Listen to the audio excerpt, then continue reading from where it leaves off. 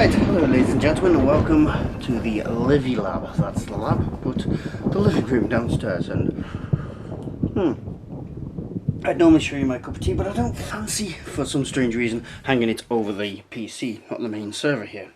So this is a Dell PowerEdge 830, which is used as a backup server and as my main machine. And we took it apart recently because we were going to use its case for something else and swap this around, but things didn't work out, so I've had to put it back. But when I stripped it, I took off the heatsink. Oops, I knocked the camera there, very good. When I stripped it, I took off the heatsink. I can see it there. Which means you have to re-gel it with thermal paste before we can put it back together. Now what thermal paste does, it improves the transfer of heat from the CPU to... Oh, it needs scissors. Isn't that a pain? It improves the transfer of heat from the CPU to the heatsink. Now, first thing you've got to do is get rid of the old paste. Now, to be brutally honest, you can just, finger and it comes off. It's not difficult. But better do this the official way and use a non-fibrous cloth, cotton or anything like that, and just rub it. Some people use isopropyl to get it perfectly clean, but you don't need perfection here. You can manage without it if you haven't got any. It's not a big fuss. So we do that with the heatsink. There we go, nice shiny, doesn't take much work. And the CPU down there. And there it is. We can do the same. It's even better if you just leave it in the housing there, because that gives it a grip, and we just rub it and off it comes. Pretty very simple. There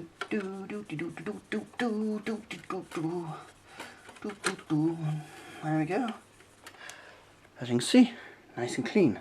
No isopropyl needed. So, excuse my head, this is a Pentium D processor in this.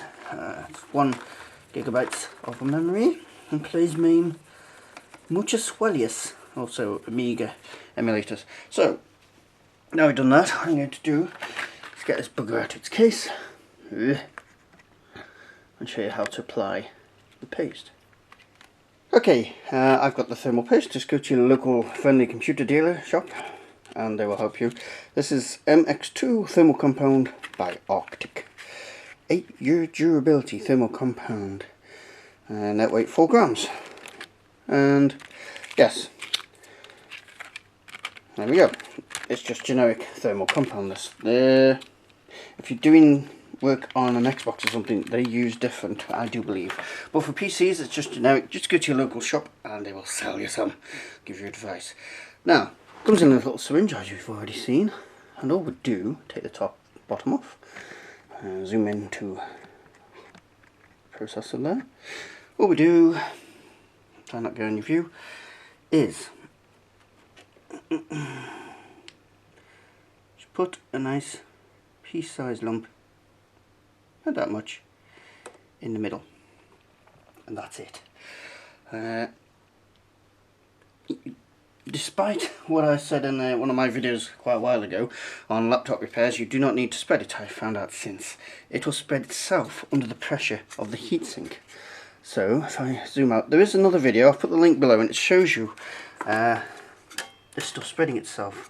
So you can watch there. That's quite interesting in a geeky way to observe. So you just put the heatsink on, and the pressure from the heatsink will spread the compound.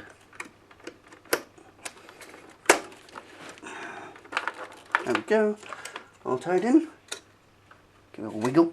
No wiggle, and that's it, it's done.